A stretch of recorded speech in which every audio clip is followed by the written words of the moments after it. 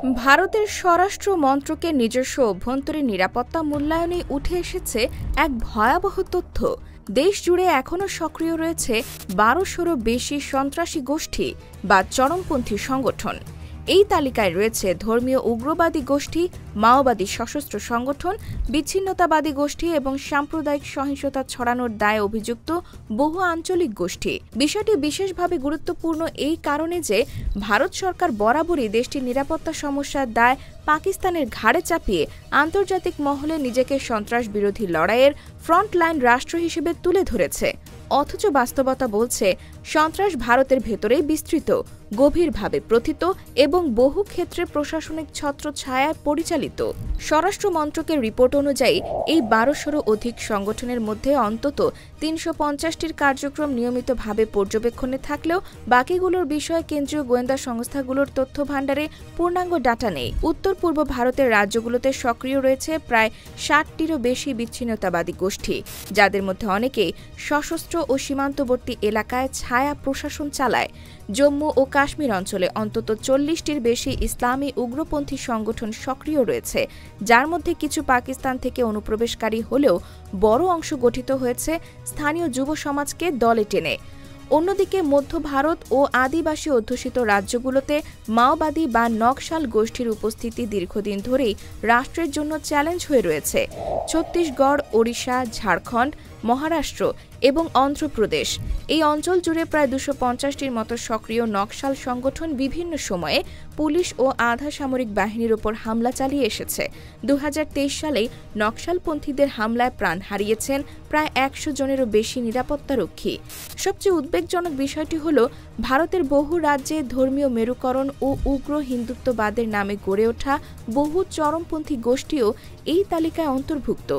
গোরক্ষক বাহিনী, বজরং দল, শ্রীরাম সেনা, হিন্দু যুবা বাহিনী ইত্যাদি গোষ্ঠীগুলোকে সরকারি তদন্ত প্রতিবেদনে পোলারাইজিং অ্যান্ড কমিউনালি সেন্সিটিভ হিসেবে চিহ্নিত করা হয়েছে।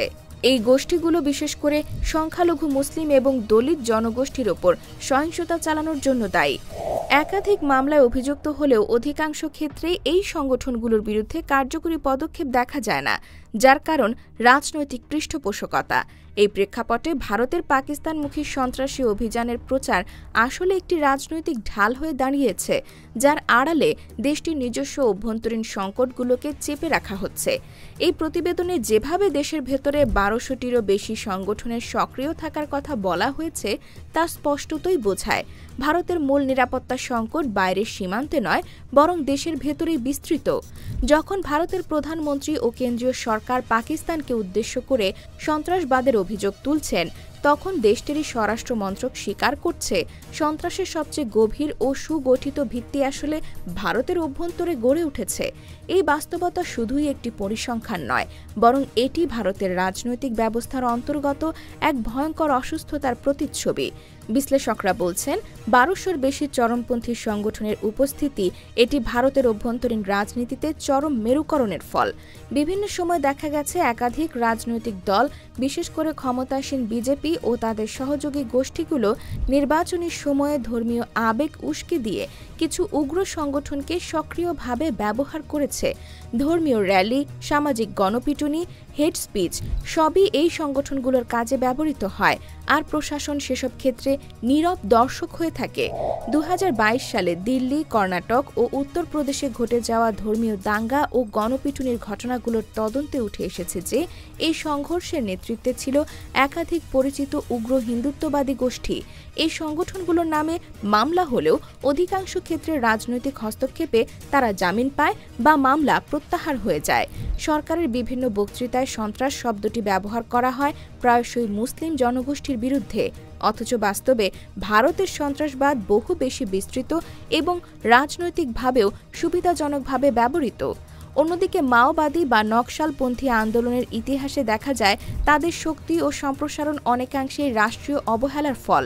দীর্ঘদিন ধরে উপেক্ষিত আদিবাসী অঞ্চলগুলোতে শিক্ষা, স্বাস্থ্য ও কর্মসংস্থানের ঘাটতি, পুলিশি দমন নীতি এবং জোরপূর্বক জমি অধিগ্রহণই মূলত এই চরম পন্থার জন্ম দিয়েছে। অথচ এই আন্দোলনগুলোকে দমন করতে গিয়ে কেন্দ্রীয় সরকার বারবার সামরিক অভিযান চালিয়েছে, কিন্তু সমস্যার মূলেই হাত দেয়নি। ফলত সংঘাত চলছেই।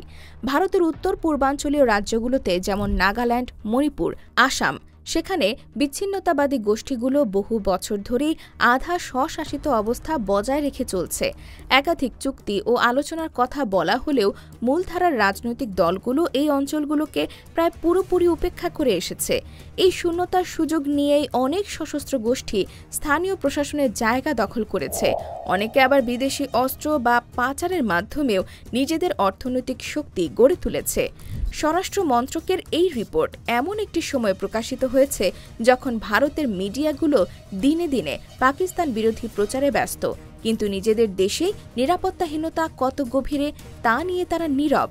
এমনকি দেশব্যাপী নাগরিক সমাজের অনেকেই যখন প্রশ্ন তোলেন দেশের ভেতরে কাদের মদতে এত সংগঠন গড়ে উঠেছে, কিভাবে এত অস্ত্র ও অর্থ পাচ্ছে তারা, তখন সেসব প্রশ্নও চাপা পড়ে যায় জাতীয়তাবাদী উত্তেজনার নিচে। ভারতের অভ্যন্তরীণ সক্রিয় ১২০০-র বেশি সন্ত্রাসবাদী ও চরমপন্থী সংগঠন শুধু নিরাপত্তা ও রাজনৈতিক সংকট নয়, এটি এখন ভারতের অর্থনীতি, সামাজিক ভারসাম্য এবং আন্তর্জাতিক সম্পর্কের জন্যও এক ভয়ঙ্কর হুমকি হয়ে দাঁড়িয়েছে। একদিকে দেশটি নিজেকে উদীয়মান বিশ্বশক্তি হিসেবে তুলে ধরছে, বিশ্বের চতুর্থ বৃহত্তম সেনাবাহিনী, উচ্চগতির প্রযুক্তি, চন্দ্রযান সফলতা সবই সেই প্রচারের অংশ। অন্যদিকে এই বিপুল সংখ্যক অভ্যন্তরীণ উগ্রপন্থী সংগঠন ভারতের ভবিষ্যৎকে ভেতর থেকে দুর্বল করে দিচ্ছে। প্রথমত, অর্থনীতির দিক থেকে এই সংঘবদ্ধ সংগঠনগুলোর কার্যক্রম সরাসরি বিনিয়োগ ও উন্নয়নকে প্রভাবিত করছে। উত্তর পূর্বাঞ্চলে বহু শিল্প প্রকল্প এবং অবকাঠামো উন্নয়ন বাধাগ্রস্ত হয়েছে বিচ্ছিন্নতাবাদী সংগঠনের চাঁদাবাজি, হামলা ও হুমকির কারণে। কেন্দ্রীয় সরকারের পরিসংখ্যান বলছে, মাত্র ২০২৩ সালে উত্তর পূর্বাঞ্চলের সরকারি উন্নয়ন প্রকল্পে ২,৮০০ কোটি রুপির ক্ষতি হয়েছে শুধুমাত্র সন্ত্রাসী কার্যকলাপের জন্য। এছাড়া মধ্য ভারতের রেড করিডোর নামে পরিচিত অঞ্চলে, যেখানে মাওবাদী সংগঠনগুলো সক্রিয়, সেখানে খনিজ সম্পদে পরিপূর্ণ জেলাগুলোতে বহুজাতিক কোম্পানির কার্যক্রম থমকে গেছে। কয়লা, বক্সাইট ও লোহা উত্তোলন বাধা পেয়েছে, অবকাঠামোগত উন্নয়ন বাধাগ্রস্ত হয়েছে এবং শ্রমিকেরা নিরাপত্তাহীনতায় ভুগছে।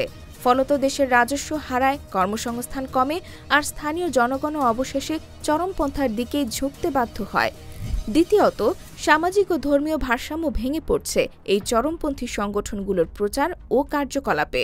দেশের বিভিন্ন স্থানে সংগঠিত গণপিটুনি, ধর্মীয় মিছিলকে কেন্দ্র করে দাঙ্গা কিংবা সামাজিক মাধ্যমে ছড়িয়ে পড়া হেট স্পিচের নেপথ্যে বারবার একই সংগঠনগুলোর সম্পৃক্ততা পাওয়া গেছে। এনসিআরবি অনুসারে ২০১৯ থেকে ২০২৩-এর মধ্যে ধর্মীয় সহিংসতায় নিহত হয়েছে প্রায় ২,৮০০ জন এবং আহত হয়েছেন অন্তত ১১,০০০ জন, যার বেশিরভাগই সংখ্যালঘু বা দলিত জনগোষ্ঠী। এই সহিংসতাগুলো কেবল জনমনে বিভাজনই তৈরি করছে না, বরং দেশের অভ্যন্তরে স্থিতিশীলতা ও সামাজিক ঐক্যকেই প্রশ্নবিদ্ধ করে তুলছে। এমন পরিস্থিতিতে যে কোনো ছোট রাজনৈতিক উস্কানি সহজেই বড় রকমের সংঘাতের রূপ নিচ্ছে, আর এই সংঘাত রাজনৈতিক দলগুলোর পক্ষে ভোটের সময় সুবিধাজনক ধর্মীয় মেরুকরণ তৈরির উপায় হিসেবে ব্যবহৃত হচ্ছে।